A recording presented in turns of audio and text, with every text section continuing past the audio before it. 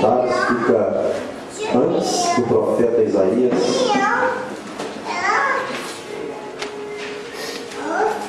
capítulo 8, versículo de número 6 em diante, amém?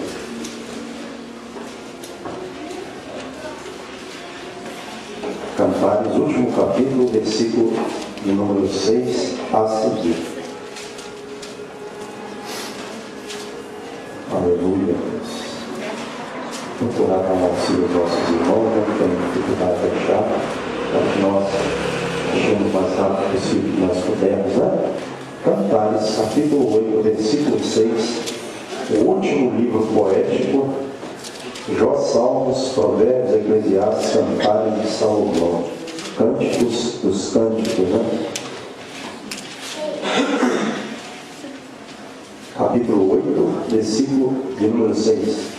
Pode procurar com calma para que nós comecemos a ler na mesma hora, no mesmo momento, e não assim venhamos a perder nada, né? Vem da leitura.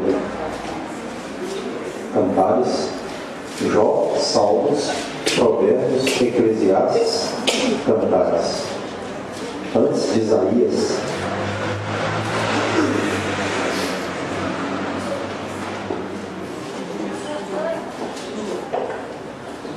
um livro curto, né? Que a gente não tem muito costume de lê-lo, mas eu creio que é da vontade do Senhor nós vimos aqui em Cantares também o que o Senhor vai nos falar, né? Cantares 8, versículo 6 diz assim: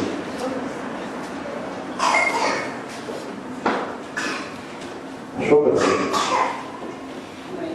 Diz assim, Cantares 8, versículo 6: põe-me como selo sobre o teu coração, como selo sobre o teu braço, porque o amor é forte como a morte, o ciúme é cruel como o Seol, a sua chama é chama de fogo, verdadeira labareda do Senhor. As muitas águas não podem apagar o amor, nem os rios afogá-la. Se alguém oferecesse todos os bens de sua casa pelo amor, seria de todo desprezado. Temos uma irmã pequena, que ainda não tem seios. Que faremos por nossa irmã, no dia em que ela for pedida em casamento? Se ela for um muro, edificaremos sobre ela uma torrezinha de prata. E se ela for uma porta, cercá-la-emos com tábuas de cedro. Eu era um muro, e os meus seios eram como as suas torres. Então eu era aos seus olhos como aquela que acha paz. Teve Salomão uma vinha em Baal-Ramon. Arrendou essa vinha a uns guardas, e cada um lhe devia trazer pelo seu fruto 1000 peças de prata. A minha vinha, que me pertence, está diante de mim. Tu, ó Salomão, terás as 1000 peças de prata, e os que guardam o fruto terão 200. Ó, tu que habitas nos jardins, os companheiros estão atentos para ouvir a tua voz. Faze-me, pois, também ouvi-la. Vem depressa, amado meu, e faze-te semelhante ao gamo ou ao filho da gazela, sobre os montes dos aromas. Amém? Pode ser sentado aqui.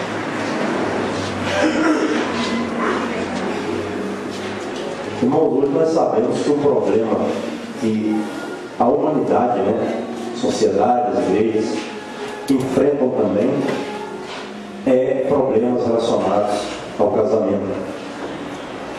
E aqui nós temos um estímulo neste livro, que é conhecido como um livro romântico, um livro que conta uma história de amor entre Salomão e Sulamita. Nós achamos aqui no final desse livro uma mensagem importante para o casamento, para o casal. E no versículo 1 que nós lemos, versículo 6, Sulamita, ela pediu a Salomão para ele colocá-la como selo sobre o seu coração e sobre o seu braço. Então aqui está uma indicação para um casal que quer ser feliz, né? A mulher, ela deve estar imprimida no coração do homem. Por que ela usou essa linguagem? Porque ela queria ser a sua mulher, né? A sua mulher preferida, a sua mulher amada. E muitos problemas hoje também acontecem no casamento, porque na verdade a mulher não está com um selo no coração do homem, muito menos no braço do homem, como fala aqui o versículo de número 6. Então, para você proteger o seu relacionamento, nessa primeira parte da mensagem, tenha a sua esposa no seu coração. Esposa também, tenha o seu marido no seu coração. Imprimir, gravar, né? Carimbar, selar, ou seja, um amor selado. Salomão fala que Sulamita, ela era como um jardim fechado, né? Como uma fonte selada. Então a mulher, nós vemos aqui também neste texto, que ela tem que ser única e exclusiva para o seu marido. E o marido também, único e exclusivo para a sua mulher. Para que haja uma felicidade, para que haja uma harmonia, para que haja a vontade de Deus sendo feita no relacionamento, na vida do casal, a mulher tem que morar no coração do homem. E o homem morar no coração da mulher. Amém? E aí a parte D do versículo 6 diz aqui, ó, porque o amor é forte como a morte. Quer dizer, olha só o que diz Sulamita para Salomão, que o amor é forte como a morte. Ou seja, a morte, ela tem um poder que não pode ser vencido. Quando ela chega, ela leva mesmo, né? Ela é invencível, ela é infalível. E o amor verdadeiro, aqui quando ele fala do amor e compara com a morte, que ele é forte como a morte, fala do amor verdadeiro, aquele amor que não pode separar o casal. Amém? Assim como nós temos certeza da morte, nós também devemos ter certeza de que quando nós amamos uma pessoa, quando um cônjuge ama o outro cônjuge, ele sabe que aquele amor vai vencer. O casamento vai ter problemas, o casamento vai ter situações difíceis, mas eles vão superar. Por quê? Porque existe amor. Amém? Então, todos os casais têm que colocar também essa mensagem de tantas que a Bíblia fala sobre o amor no coração. Porque hoje está havendo uma impaciência muito grande. Qualquer coisa, às vezes, já é motivo para uma pessoa falar com a outra. Olha, se não está bom para você, vai embora. Segue a sua vida que eu sigo a minha. Mas na Bíblia, nós vemos o Senhor falar, Cristo falar, que o que Ele uniu, o que Deus uniu, o homem não pode separar.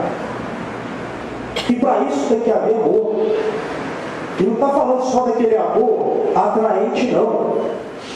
Vai haver momentos difíceis. Vai haver momentos em que a pessoa, em que o cônjuge vai ter que demonstrar para o outro que ama ele numa dificuldade de enfermidade, né? Vai haver momentos em que um cônjuge vai ter que demonstrar para o outro que ama ele numa dificuldade financeira, numa dificuldade emocional, que a Bíblia fala que os dois, quando casam, são uma só carne. Amém? O que um sente, o outro deve sentir, embora nem com todos seja assim, mas deveria ser. Então, quando o homem, ele olhar para a sua mulher, ele deve vê-la como a si mesmo, sendo uma parte dele, para que ele possa ser uma pessoa feliz e fazer a vontade de Deus, para que o diabo não haja brecha para separar o seu casamento, para fazer com que você olhe para o seu marido, ou o marido para a esposa, olhando como se fosse um caso ou um relacionamento que pode acabar a qualquer momento, porque está claro aqui, ó, o amor é forte como a morte, o ciúme é cruel como a sepultura, e a sua chama é chama de fogo, verdadeira labareda do Senhor. Ou seja, esse ciúme aqui, o entendimento que eu busquei, é aquele ciúme também bem parecido com o ciúme que o Senhor tem de nós, no amor que nós devemos ter para com Deus, e no amor que Deus tem para conosco. Deus, ele não aceita infidelidade. Deus, ele não aceita que nós adoremos a Ele e adoremos a outros deuses. A Bíblia fala que o Espírito que habita em nós tem ciúmes.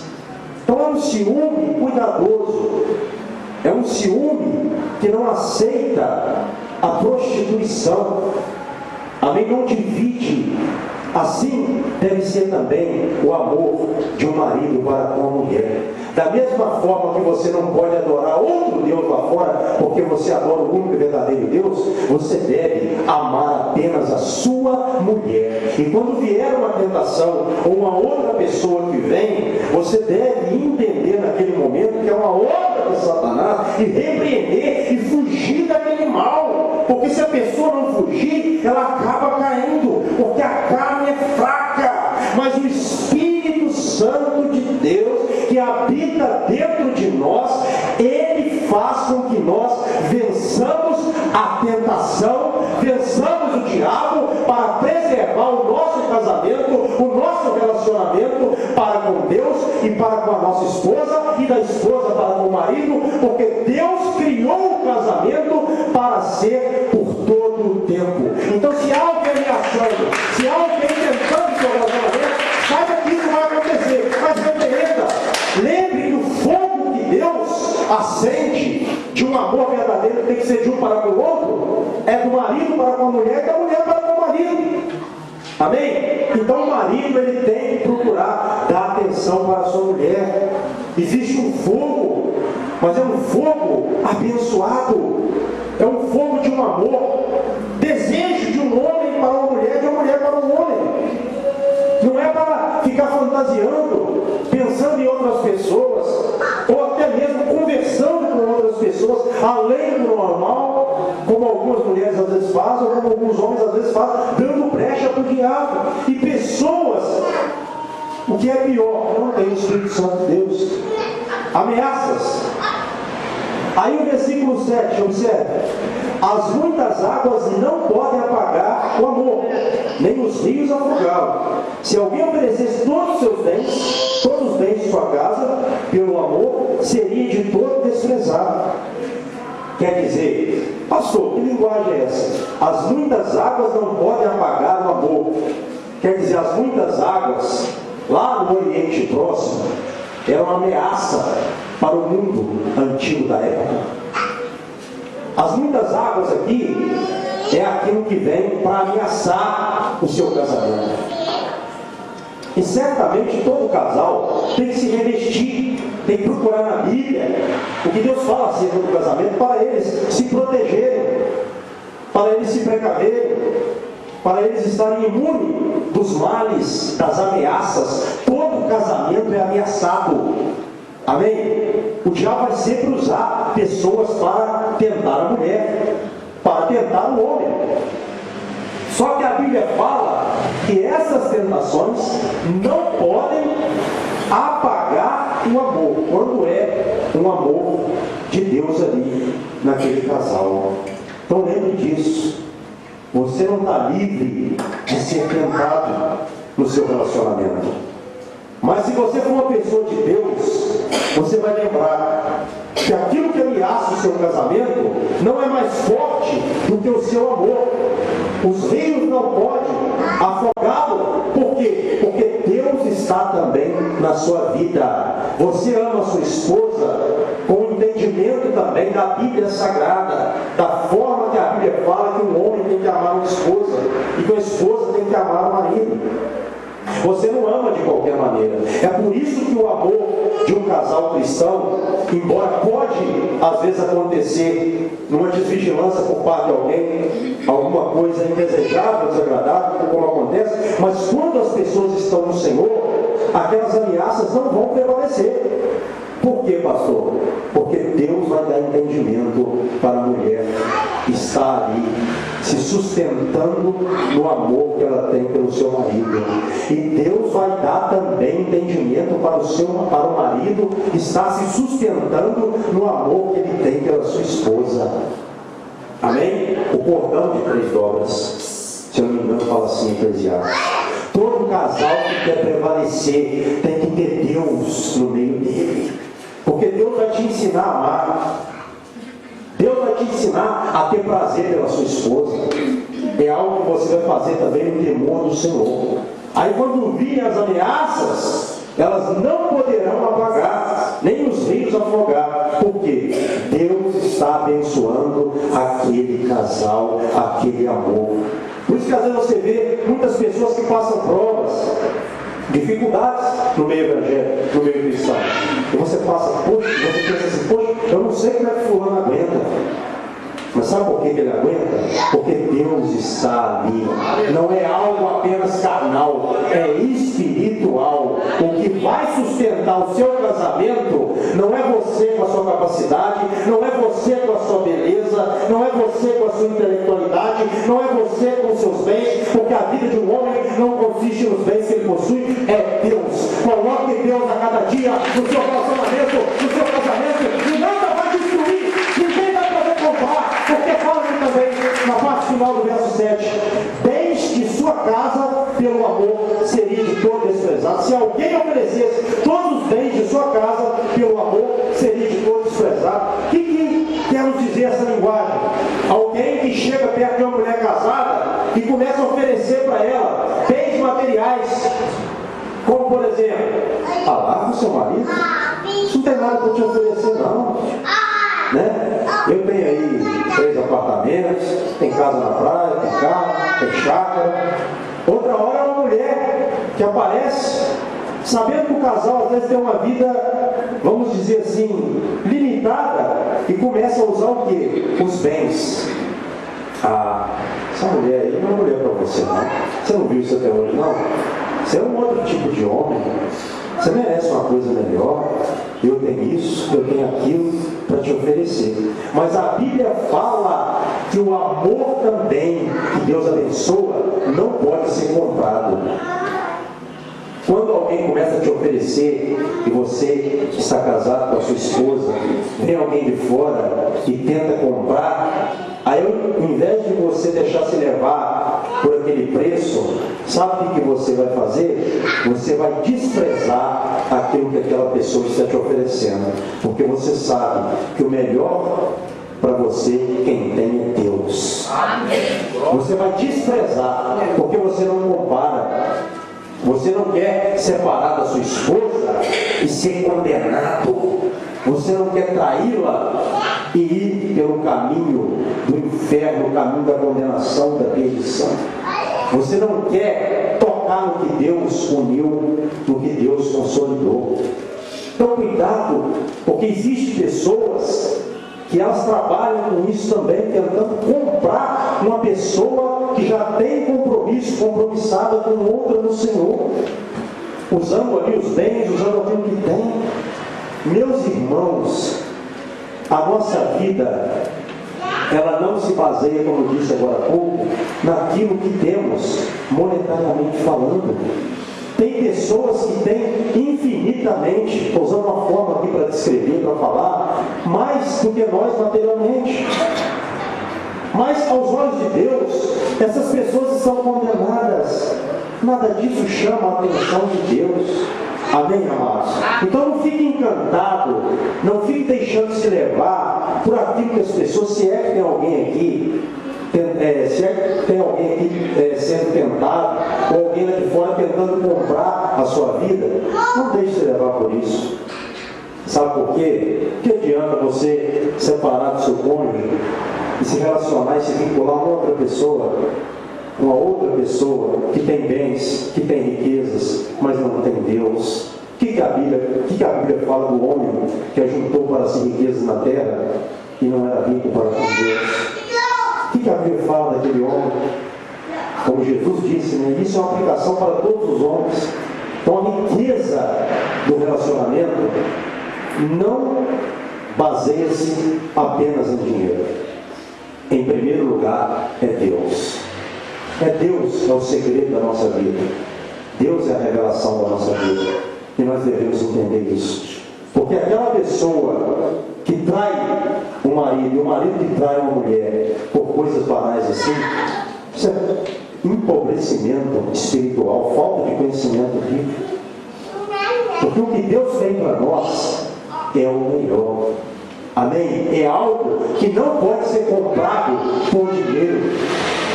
Sulamita aqui, ela fala de uma forma em que o seu amor por Salomão não poderia ser comprado por dinheiro. Amém? Porque aquilo que Deus faz não tem valor monetário, não tem valor financeiro. O mundo, ele valoriza as pessoas pelo que as pessoas têm. Deus te valoriza, te avalia pelo que você é. Se você é uma pessoa de Deus, se você teme a Deus, se você não traz sua esposa, porque você sabe que se você trair, você vai ser punido por Deus. Se você se esforça para ser um homem de Deus, se você se esforça para ser uma mulher de Deus, saiba que você é herdeiro do céu. E o céu não pode ser comprado por dinheiro. O céu não pode ser comprado por prostituto, por riqueza. O céu, ele só é algo que pode ser atingido, adquirido pela fé. Pela fé. Então você tem que ter fé para com seu Deus e para com a sua esposa também. O versículo 8, olha o que diz. Os irmãos dela falando agora. Temos uma irmã pequena que ainda não tem seios. Que faremos por nossa irmã no dia em que ela for pedida em casamento? Verso 9. Se ela for um muro, edificaremos sobre ela uma torrezinha de prata. E se ela for uma porta, cercá-la-emos com tábuas de cedro. Amém? Por que hoje também nós estamos tendo tanto estupro, tanta imoralidade na área sexual? Falta de proteção da família, dos responsáveis, às vezes até das igrejas que não pregam e não cuidam dessa área, que é a área sexual. Os irmãos de Sulamita aqui, eles disseram que se ela fosse um muro, quer dizer, uma mulher prendada, uma mulher recatada, eles iriam estar ali admirando e elogiando ela. Mas se ela fosse como uma porta, eles iriam protegê-la. Quando ele fala, se ela fosse como uma porta, ela poderia ser uma mulher, talvez, de fácil acesso. Amém? Uma mulher em que os homens teriam fácil acesso para com o corpo dela. Aí, se ela fosse assim, eles iriam protegê-la. Então, quer dizer, é função dos irmãos, embora nem todos entendem assim, é função da igreja, é função dos responsáveis, proteger a virgindade das jovens também. É o que os irmãos dela falaram aqui, ó, preste bem atenção. Temos uma irmãzinha pequena, verso 1, que ainda não tem seios. Que faremos por nossa irmã no dia em que ela for pedida em casamento? Quer dizer, eles estavam pensando naquilo ali. Então tem que haver proteção. Porque se não houver proteção também, com certeza o diabo vai atacar. Meninas dentro de igrejas evangélicas, com gravidez precoce, imaturas, nem formadas ainda para a vida, não sabem nem como ainda se relacionar no mundo social e nem espiritual, e agora já são mães. Olha só que coisa terrível que nós estamos enfrentando também nos dias de hoje. Pastor, mas a irmã, ela tocava lá na igreja, ela fazia parte lá do coral das meninas, ela era a líder das jovens, engravidou. Não acontece isso às vezes? Faltou vigilância, né? Faltou de repente ali um preparo, faltou uma proteção. Os pais hoje, trazendo para essa área, têm que proteger seus filhos, principalmente suas filhas, para que elas não venham ter uma desilusão. Está cheio de rapazinhos aí fora com a cabeça cauterizada, com a mente cauterizada, corrompida. Muitos deles, eu nem os culpo, Eu culpo os pais porque eles não tiveram talvez oportunidade. Não justifica, mas eles tiveram uma criação dada a depravação, a devassidão. E aí o que eles aprenderam é isso: é sexo cedo, precoce, drogas precoces, uma vida alcoólica precocemente, novos. Eles aprenderam isso. Eles aprenderam que isso aí é ser homem. E o que é pior, as meninas perderam a virgindade cedo.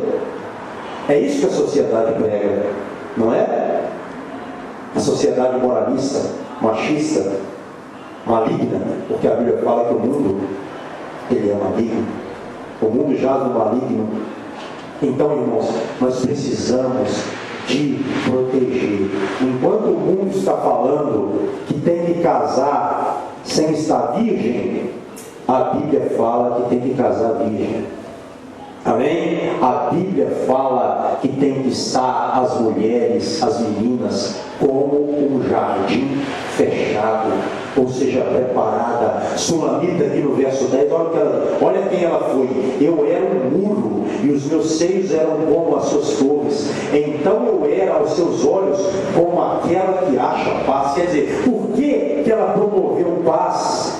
Por que ela foi achada digna de confiança por Salomão? Porque ela era virgem, porque ela era uma menina, como eu disse aqui, prendada, recatada, ela vigiava. Então, ela promoveu, ela inspirou a paz. Amém? A paz. É isso que ela promoveu para Salomão. Salomão achou em Sulamita paz. Por quê? Porque ela não era como as outras mulheres. Ela era uma mulher trabalhadora. Ela era uma mulher lutadora. Ela era uma mulher diferente. Então, o mundo prega abertura, conhecimento, experiência antes da hora, mas Deus, Ele sempre manda esperar, porque aqueles que esperam no Senhor, eles renovarão as suas forças, subirão e voarão com asas como de águia, correrão e não se cansarão, caminharão e não se fadigarão. A Bíblia fala isso. Então quem espera no Senhor, às vezes a pessoa até chacotada, e você diz, mas Deus tem o melhor para você. Quando você sabe esperar, quando você conhece o projeto de Deus, Deus vai preparar o namorado certo, o marido certo, porque a mulher certa e o homem certo vem do Senhor. A Bíblia fala que a mulher certa vem do Senhor. Então compensa esperar para que na hora de casar, case com a mulher certa, a mulher case com o homem certo, e ali eles vão desfrutar de uma vida abençoada. Eles vão ter ali desejo saciado de um para o outro. Por quê? Porque o relacionamento dele não foi feito segundo o mundo,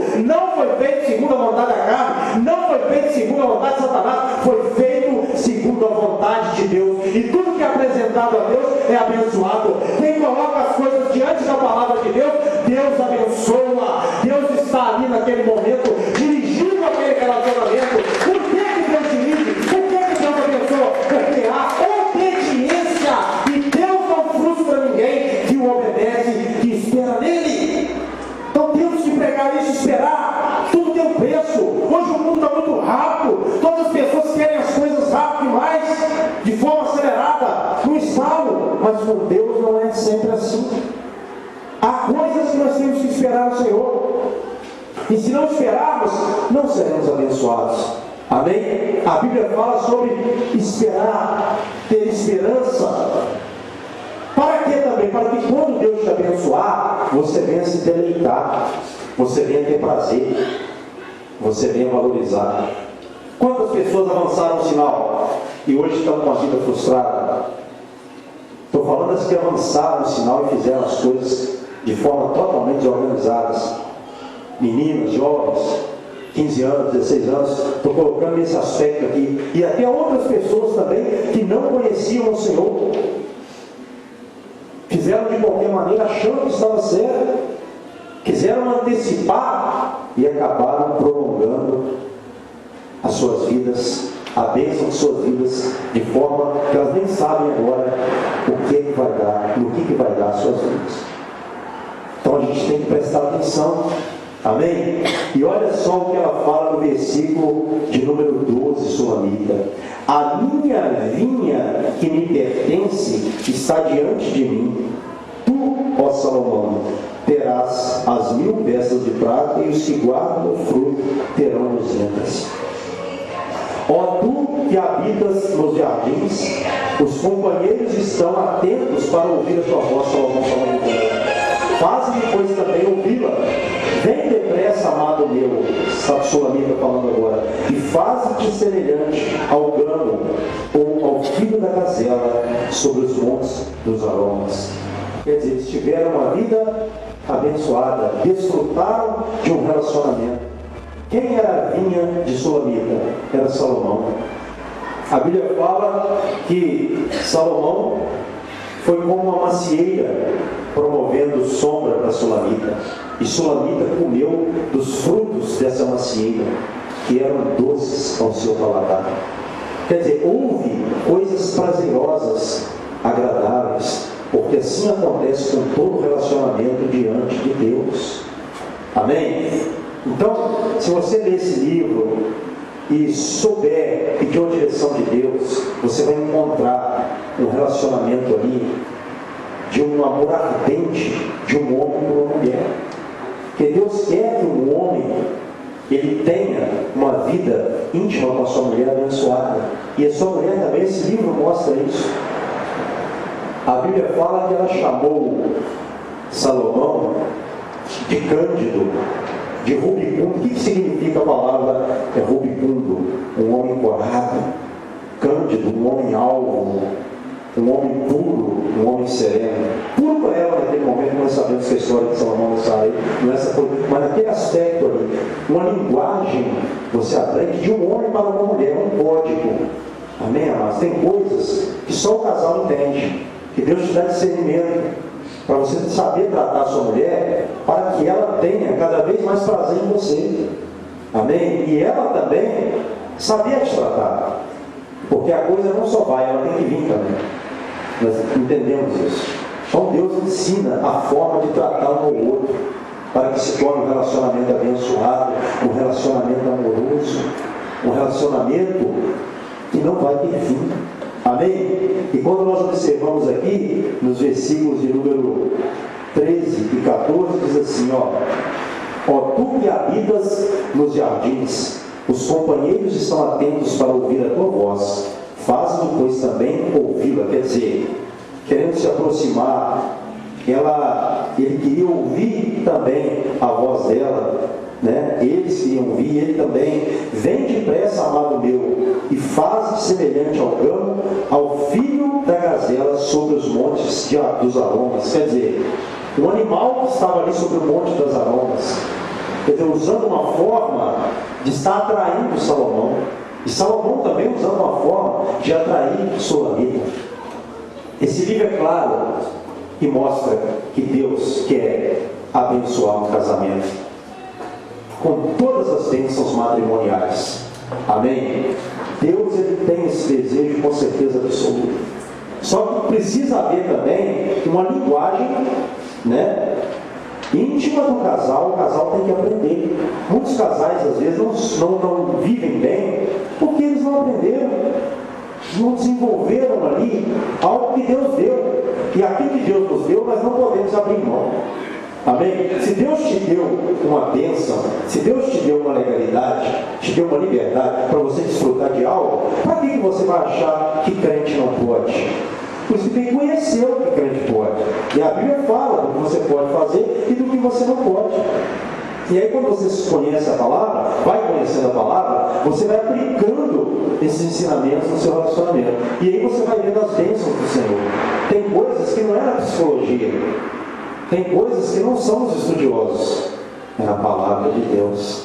Você vai achar, você vai ler, Deus vai te revelar, você vai fazer, e aí você vai ver a alegria, a bênção de Deus estampada no rosto do seu cônjuge. E aí você vai ver que Deus está dando para você e para ele um desejo que não vai acabar. esse desejo, ele só vai acabar o dia que você for para a glória, porque lá na glória não vai ter relação sexual, lá na glória não vai ter o tipo de relacionamento que tem aqui na terra. Isso são coisas terrenas. Mas como você, como eu, como nós ainda estamos na terra, aqueles que estão casados, procurem desfrutar do seu relacionamento de uma forma santa, abençoada. Procure gerar prazer santo e abençoado, livre para o seu cônjuge, para que você venha conhecer o que Deus tem para você. Porque tem muitos crentes que não conhecem a liberdade que tem e vivem se privando da liberdade que Deus deu, do desfrutar que Deus deu, que a Bíblia fala. Então não se prive. A Bíblia fala que o corpo do homem é da mulher e o corpo da mulher é do homem. Amém, amados? Então não se prive do que Deus te deu, porque o seu casamento, ele foi feito para durar a vida toda que nós sabemos. Amém? Pastor, eu estou ouvindo isso hoje. Quando eu casei, eu não conhecia, eu não sabia que era assim. Eu costumo dizer, e a Bíblia também fala isso, que as coisas passam a valer na nossa vida, tanto para abençoar quanto para punir, a partir do momento que a gente conhece. Aí Deus começa a nos cobrar. A partir do momento que você conhece, aí Deus vai começar a te cobrar aquilo ali, para que você coloque em prática. Então, se vocês estão ouvindo isso aqui hoje, talvez alguns aqui já ouviram, já leram todo o livro, ou toda a Bíblia, talvez você nunca ouviu. Se você nunca ouviu coisas que Deus tem te falar, para você aplicar no seu relacionamento, você depois pode explorar mais esse livro, faça isso. Sabe por quê? Porque Deus quer que a sua esposa esteja feliz com você e que você esteja feliz com a sua esposa. E isso aí só vai acontecer se Deus estiver na sua vida. E para Deus estar na sua vida, a palavra tem que estar. Porque quando você está lendo na palavra, você vai praticar. A Bíblia não é um livro simples. A Bíblia é a palavra de Deus. A partir do momento que eu olho a Bíblia como um livro de consulta, que eu consulto apenas a hora que eu quero, aí a Bíblia vai servir para mim como um amuleto. Mas a partir do momento que eu olho para a palavra de Deus e procuro na palavra de Deus aquilo que é necessário de eu aplicar na minha vida, Deus vai me falar, Deus vai me revelar, porque a própria Bíblia, ela não deixa ninguém nas trevas. A Bíblia é luz. Quando você lê Bíblia, Deus está falando com você. Quando você lê Bíblia, Deus te ensina a viver uma vida de um casamento abençoado. Quando você lê Bíblia, o Senhor te ensina a expulsar demônio. Quando você lê Bíblia, você aprende a agradar a Deus. E a forma de agradar a Deus é guardando essa palavra que a gente ouve e lê na tábua do nosso coração, como também Sulamita deveria ali estar gravada no coração de Salomão. Então guarde a palavra de Deus, deixe a palavra de Deus ser imprimida no seu coração. Eu não estou falando de ficar decorando versículos, eu estou falando de ler e viver, ler e praticar. A vontade de Deus é que nós ouçamos a palavra, que nós leiamos a palavra e que nós pratiquemos e vivamos a palavra de Deus, para que nós sejamos abençoados e para que quando Satanás chegar perto de nós, ele vai falar assim: não, esse povo aí é um povo que lê Bíblia, é um povo que sabe lidar comigo, e se eu for envolver com eles, eles vão me expulsar, eles vão me queimar, porque eles têm a palavra de Deus em seus lábios e em seu coração. E o diabo não pode destruir a igreja, o diabo não pode destruir relacionamento que tem a palavra de Deus no seu coração. Amém, amados? Então não deixe o diabo destruir seu casamento. Às vezes eu vejo as pessoas vêm falar comigo e eu observo, e às vezes as pessoas me falam, eu lembro das partes da Bíblia que estão tropeçando em coisas simples que a Bíblia fala. Estão fazendo de coisas simples, muralhas, que estão impedindo eles de viverem bem. E Deus nos chamou para uma vida de paz, na medida do possível, e numa vida de qualidade. E só vai haver qualidade na nossa vida se nós praticarmos a palavra de Deus, na medida do possível que nós podemos. Amém? Se coloque sobre os seus pés nesta noite. Aleluia.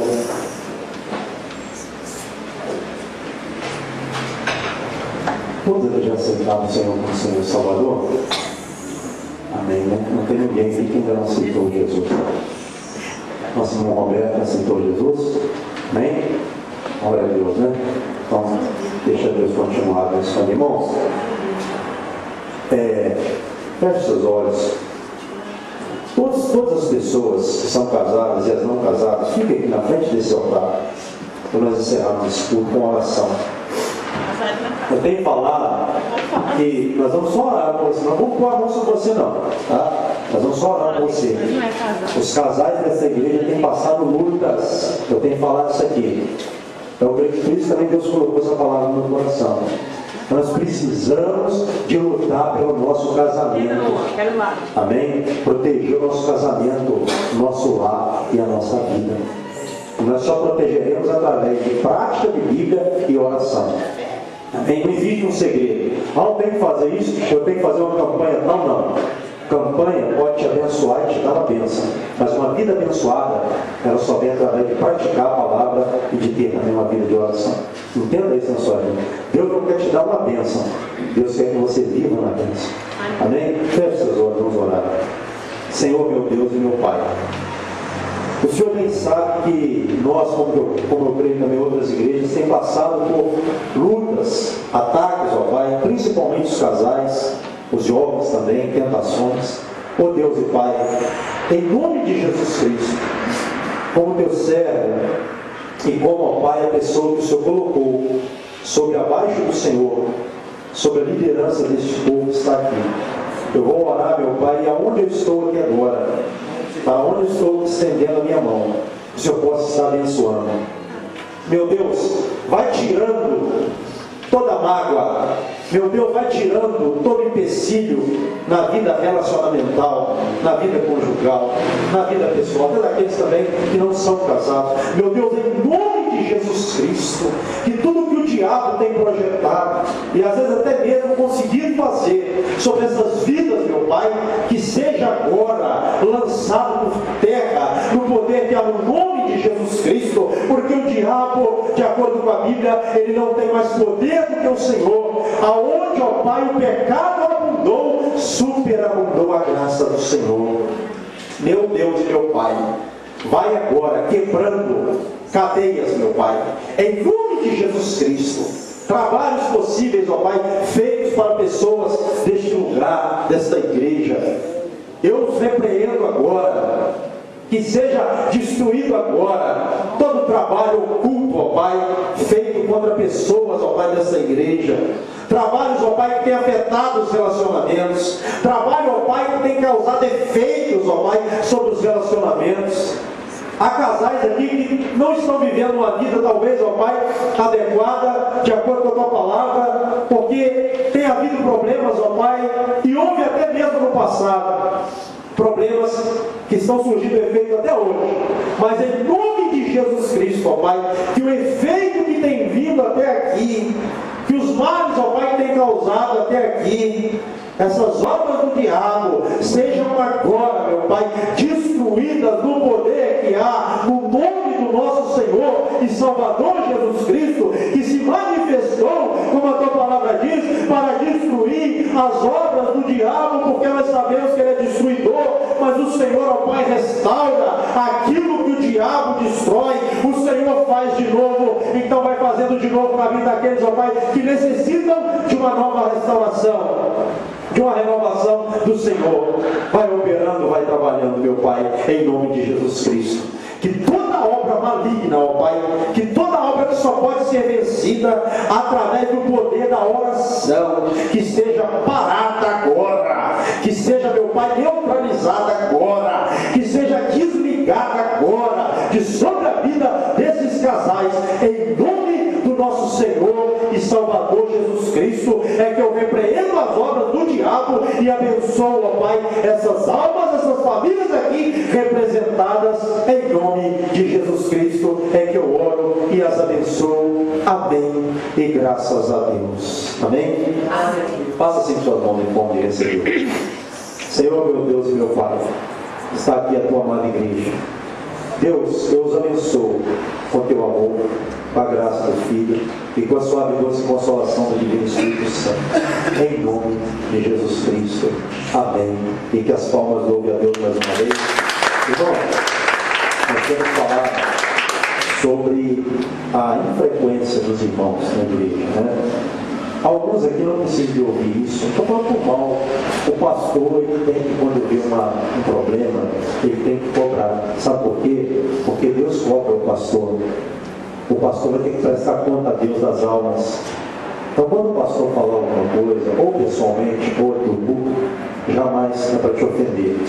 É na intenção de você ser alertado, e você firmar.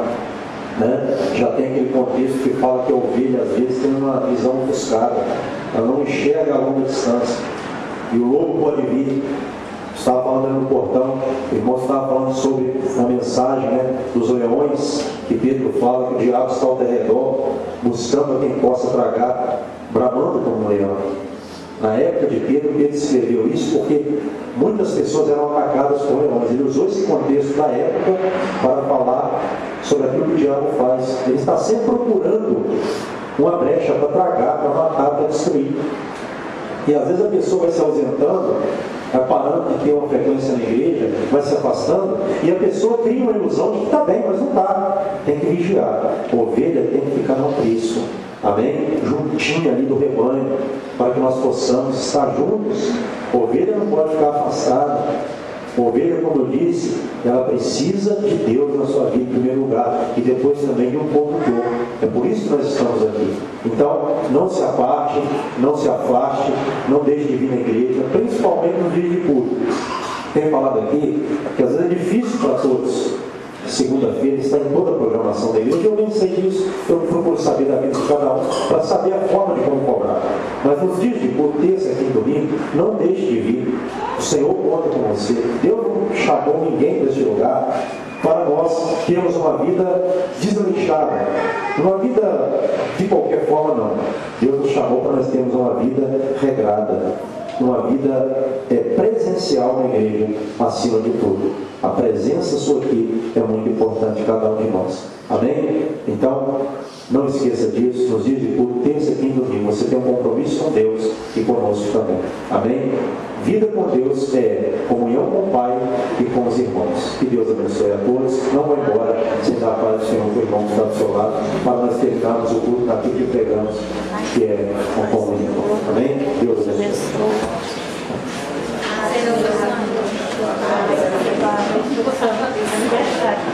Irmãos, sábado agora é a vigília, tá? Não teremos o culto de jovens nem a escola bíblica dominical. Amanhã tem culto lá?